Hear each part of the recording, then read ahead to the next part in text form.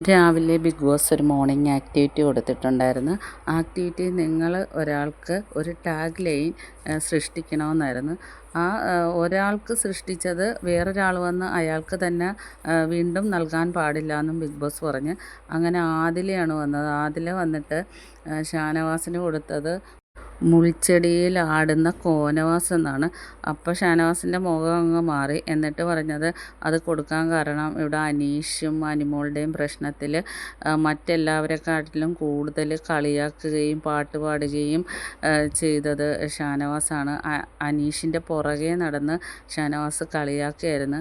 അത് എനിക്ക് വളരെയധികം പ്രയാസമായി. കാരണം അത് പുറത്ത് അനീഷേട്ടൻ പോയാലും അനീഷേട്ടന് അത് മാനസികമായിട്ടത് ബുദ്ധിമുട്ടാകുമല്ലോ എന്നോർത്ത് എനിക്ക് ഭയങ്കര പ്രയാസം ഉണ്ടായിരുന്നു. ഞാനത് ഷാനവാസ്ക്ക് അടുത്ത് പറഞ്ഞിട്ടും ഷാനവാസ്ക്ക് പറഞ്ഞു അങ്ങനെ പോകുന്നെങ്കിൽ പോട്ടെന്ന് പറഞ്ഞു. കാരണം ഇവരുടെ ഫ്രണ്ട്ഷിപ്പ് എന്ന് വെച്ചാൽ ഭയങ്കര ഒരു നല്ല രീതിയല്ലേ, ഇവരുടെ കോംബോ കാണാനും ആ ഒരു കളികൾ കാണാനും. അപ്പോൾ അത് നഷ്ടമാകരുതെന്ന് എനിക്കൊരാഗ്രഹം ഉണ്ടായിട്ടാണ് പറഞ്ഞത്. അപ്പോൾ ഷാനവാസ്ക അത് പുച്ഛിച്ചാണ് തള്ളിയത്. എന്നിട്ട് ഷാനവാസ്ക മറ്റുള്ളവരെക്കാട്ടിലും കൂടുതൽ നിന്ന് വീണ്ടും കളിയാക്കുമായിരുന്നു. എന്നാൽ അനുവിനെ എനിക്ക് ശരിക്കറിയാം, അനുവിന് അങ്ങനത്തെ ഒരു ഇതില്ല. അനുവിന് അനീഷേട്ടനെ ഒരു ബ്രദറിനെ പോലായിരുന്നു. അപ്പം ഞാൻ അനുവിനോട് പല പ്രാവശ്യം പറഞ്ഞു വീണ്ടും എങ്കിൽ അനീഷേട്ടനോട് അത് പറ, നിൻ്റെ ഒപ്പീനിയൻ എന്താണെന്ന് പറയുമെന്ന് പറഞ്ഞ്.